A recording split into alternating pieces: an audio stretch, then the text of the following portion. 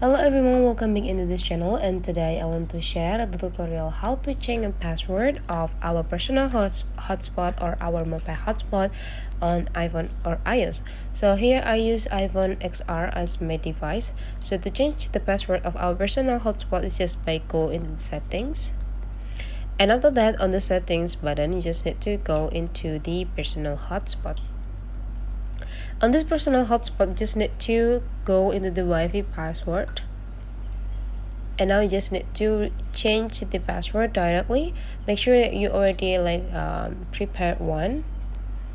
Okay, for example, from cheesecake, I want to change into the ice cream cake.